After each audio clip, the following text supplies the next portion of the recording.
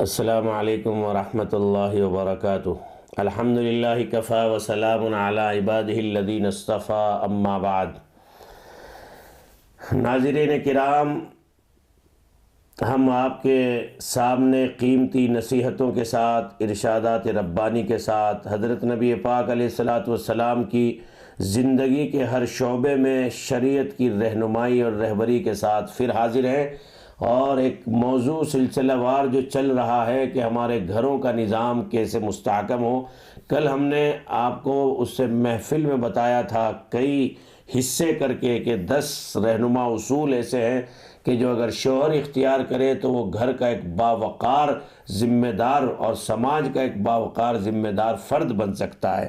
آج کی محفل میں ہم شروعات کر رہے ہیں جو ہماری مائیں اور بہنیں گھروں میں رہتی ہیں، جو گھروں کی ملکہ ہوتی ہیں، اور گھر کا پوری سلطنت کا نظام گویا انہی کے سپرد رہتا ہے، یعنی بیوی کو کیا اوصاف اختیار کرنے چاہیے کہ جن اوصاف کی وجہ سے اللہ تبارک و تعالیٰ اس کے گھر کو اس کے لیے گہوارہ جنت بنا دے۔ تو ناظرین کرام اور میری مائیں اور بہنوں، خصوصیت کے ساتھ دل کے کانوں سے ان باتوں کو سنیے۔ تقریباً 20 رہنما اصول ہیں جو حضرت محمد الرسول اللہ صلی اللہ علیہ وسلم نے ہماری ماں و بہنوں کے لیے، بیویوں کے لیے، اور نئی بچیاں جو دلہن بننے جا رہی ہیں ان کے لیے، تاکہ ان کی زندگی ہر طرح کی نفرتوں سے، اختلاف سے، انتشار سے بچ جائے، اور ان کی زندگیوں میں ایک لذت اور زندگی گزارنے کا لطف محسوس ہو۔ تو چونکہ گھر کا سب سے اہم ڈپارٹمنٹ جو عورتوں کے سپرد ہوتا ہے وہ ہے کوکنگ کا، کھانا بنانے کا۔ تو کھانا بنانے کے سلسلے میں سب سے پہلے نبوت کی تعلیم ہے کہ جو ہماری مائیں بہنیں ہیں جب وہ کچن میں کھانا بنائیں تو کھانا بناتے وقت اس کی یاد کو،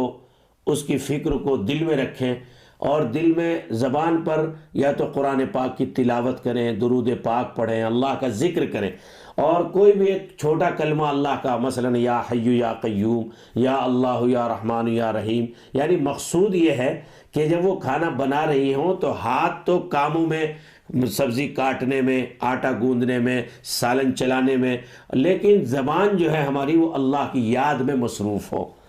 کیا فائدہ ہوگا اس کا، کیا ایفیکٹ پڑے گا؟ چونکہ کھانا انسان کے جسم میں جائے گا، اور وہ کھانا جو جسم میں جائے گا وہ انسان کی غذا بنے گا، اور غذا بنے گا تو وہ اس کے جسم کو طاقت دے گا۔ لیکن سنیے، جس کھانے پر آپ نے رب کو یاد کیا ہے، قدرت کو یاد کیا ہے، اور اس کے یاد کرتے ہوئے کھانا بنایا ہے، وہ جس مرد کی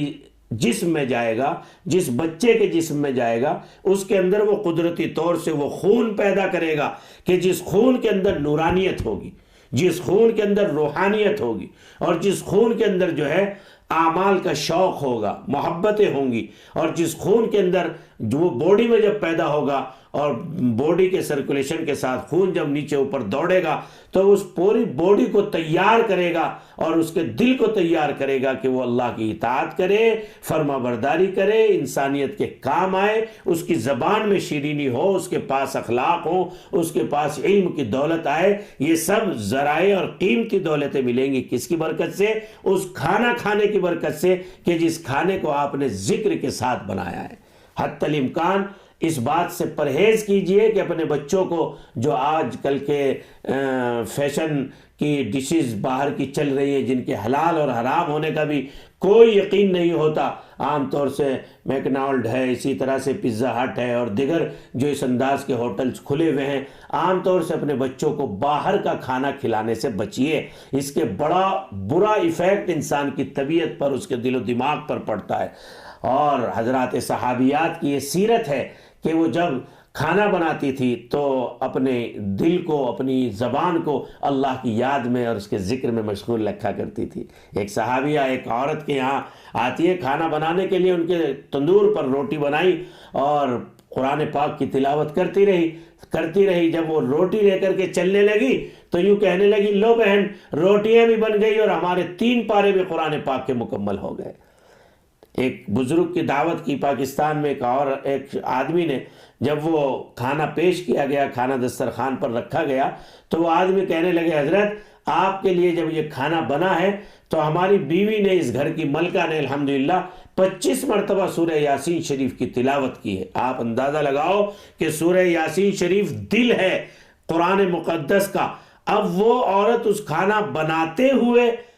25 مرتبہ سورہ یاسین شریف کو پڑھ رہی ہے تو وہ کیسا نورانی کھانا ہوگا۔ اس کو کھانے کے بعد انسان کی طبیعت میں کیسے اعمال کا شوق، تلاوت کا شوق، نمازوں کا شوق، اور آوارگی سے، بے حیائی سے، عریانیت سے، ننگے پن سے، فحش سے، بد اخلاقی سے کیسے اس کی حفاظت ہوگی، یہ اس کی کھانے کی برکات ہوں گی۔ اللہ تبارک و تعالیٰ اس کے دل کو بنا دے گا اور اپنی ولایت اور محبت کے لیے قبول کر لے گا۔ اس لیے حتی الامکان اس بات کی کوشش کیجئے کہ کھانے کو ذکر و فکر کے ساتھ بنائیں، دوسرے اپنے بچوں کو باہر کے کھانے کھلانے سے بچائیں۔ ہمارے ایک بہت بڑے بزرگ ہیں اس وقت میں عالمی پیمانے پر، حضرت مولانا ذوالفقار صاحب نقشبندی، فرماتے ہیں امریکہ میں ہمارے ایک مدرسے میں ایک بڑے ڈاکٹر تھے، ان کا بچہ پڑھتا تھا ہمارے ہاں، لیکن پورے 2 سال کے اندر آخر کا ایک پارہ بھی ختم نہیں کر سکا۔ ہم نے اس بات پر، رزلٹ پر غور کیا کہ یہ بچہ اپنے اسکول میں ٹاپ ہے، پورے اسکول کو ٹاپ کیا ہے، اس کا نام صدارتی ایوارڈ کے لیے بھیج دیا گیا ہے۔ اتنا ذہین اور اتنا گویا کہ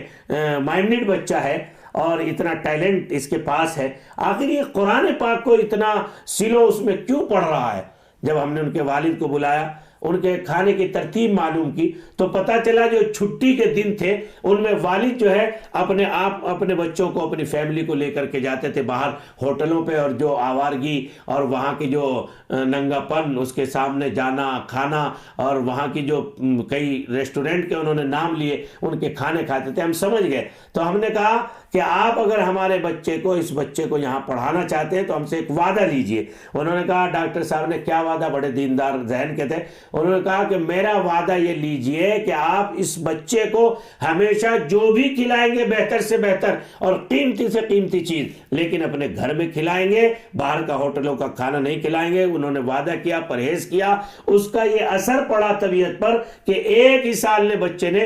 ہی سال کے اندر قرآن پاک مکمل کر لیا۔ اس کا مطلب یہ ہے کہ اگر ہم جو ہے اس بارے میں احتیاط نہیں کریں گے، مشتبہ اور شک والی چیزوں سے نہیں بچیں گے، پتہ نہیں حلال ہے حرام ہے، کیا چیز اس میں ملائی گئی ہے، وہ حلال تھی یا حرام تھی، وہ کھانے تیار کیے گئے لذت کے لیے۔ آج کل ایسے کھانے جو چائنیز اور فلاں اور جیپنیز ڈشز ہیں، ان کا تو پتہ ہی نہیں ہے کہ اس میں کیا کیا ڈال رہے ہیں۔ اس لیے حتی الامکان اپنے بچے کی روحانی تربیت اگر آپ کو مقدر ہے اور آپ اپنے وقت کا اچھا داعی دین، اچھا عالم دین اور اچھا خادم انسانیت بچہ اپنے خادم انسانیت کے روپ میں دیکھنا چاہتی ہے تو چاہیے کہ ان کو ذکر فکر سے پکا ہوا کھانا کھلائیے، اور حتی الامکان یہ کوشش کیجئے کہ ان کو باہر کھانا نہ کھلائیں۔ یہ وہ اہم اصول و ہدایات ہیں کہ جن سے ہمارے بچوں میں داعیان دین اور اچھے افراد اس سماج کے پیدا ہوں گے۔ وآخر دعوانا ان الحمدللہ رب العالمین۔